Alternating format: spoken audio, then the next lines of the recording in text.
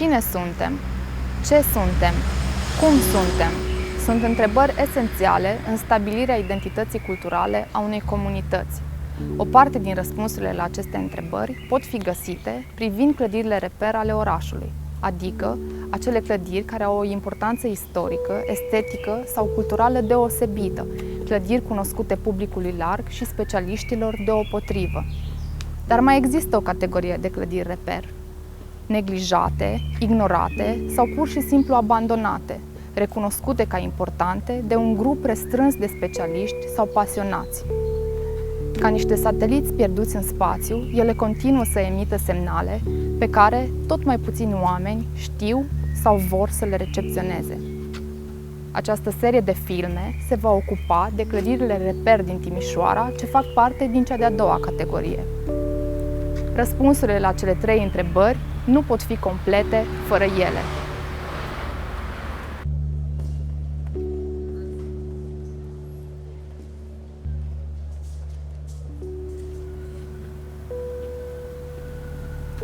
În septembrie 2013, anul școlar începe pentru ultima oară la Liceul de Arte Plastice din Timișoara, în această clădire.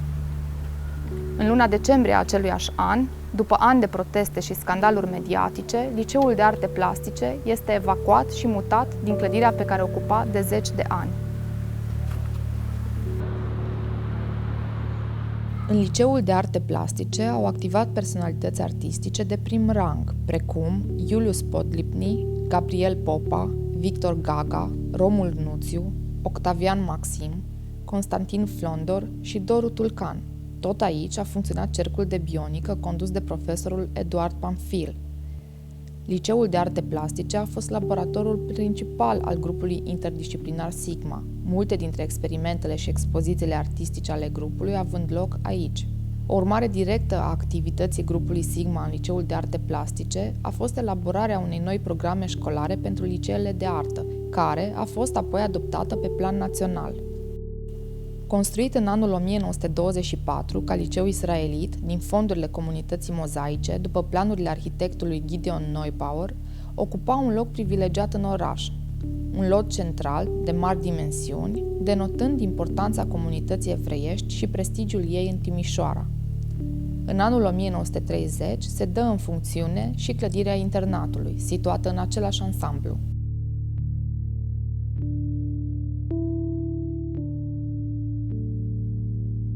Fiind gândită de la început ca o clădire școlară, are anumite particularități legate de cultul pentru care a fost construită.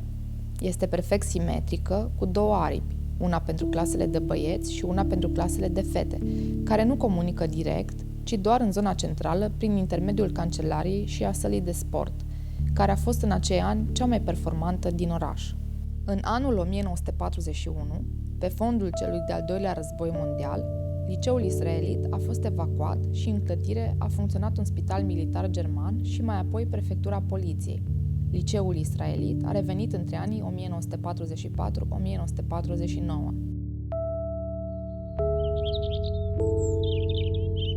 După 1949, odată cu desființarea învățământului confesional, datorită faptului că avea cea mai bună sală și două terenuri de sport, aici s-a înființat școala sportivă, ce va funcționa până în 1974.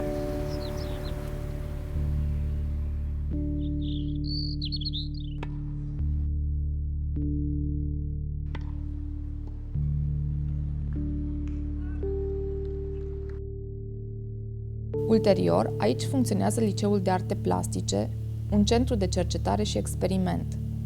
Dintre profesorii și elevii liceului au făcut parte artiști plastici și profesori de prim rang, constituind un reper în lumea culturală și artistică. După 1989, ansamblul format din liceu și fostul internat, actualul inspectorat școlar județean, sunt retrocedate Fundației Caritatea.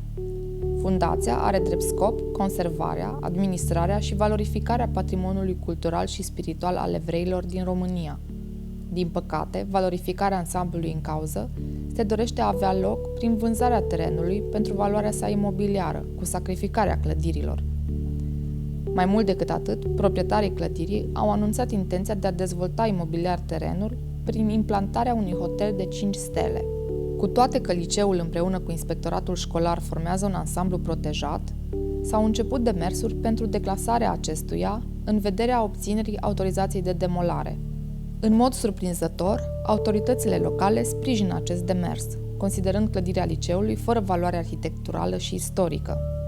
Totodată, o investiție imobiliară privată pe terenul liceului este considerată ca fiind benefică pentru oraș, cu toate că, în cazuri similare de instituții de învățământ retrocedate, au început negocieri cu proprietarii pentru achiziționarea clădirilor în cauză.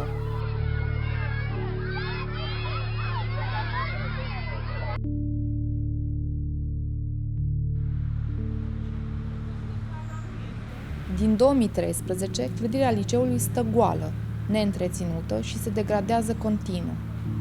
Unul dintre terenurile de sport a fost betonat și funcționează ca parcare cu plată, iar celălalt este închiriat pentru lecții de tenis. Când am auzit, nu puteam să cred, mi se părea un dezastru. Această clădire, care are în memoria ei o substanță culturală destul de importantă pentru Timișoara. Odată însăși ca și clădire. Are un farmec, eu știu că era a comunității evreiești, așa că distrugerea ei, zic și pe jumătate glumă, că ar fi un act antisemitic cu o asemenea clădire care a conținut atâta cultură să fie rasă și pusă la pământ.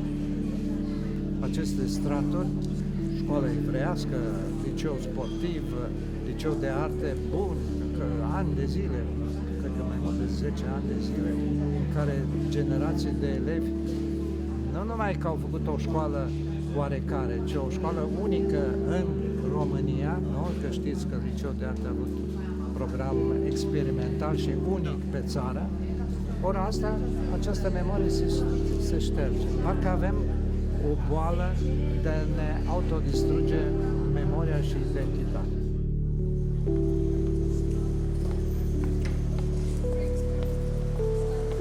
Iată deci, la o scurtă trecere în revistă, straturile de istorie așternute ca un praf fin peste acest ansamblu de clădiri.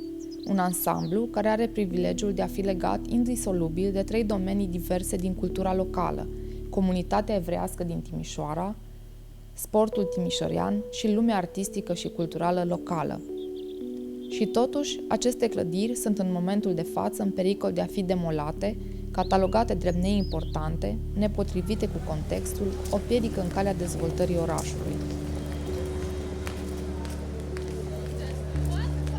Dispariția acestor clădiri ar însemna ștergerea unor refere din istoria culturală locală, iar patrimoniul cultural evreiesc, dar și cel timișorean, ar fi sărăcite în mod iremediabil.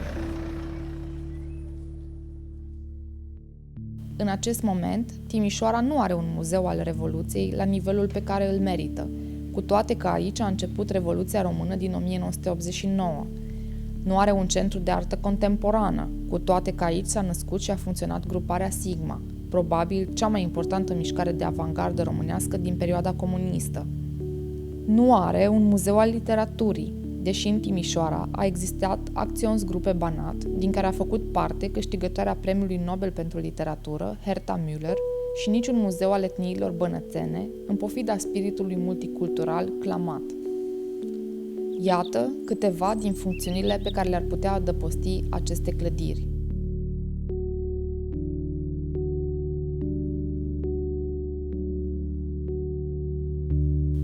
Toți știm ce este acesta, un album cu poze de familie.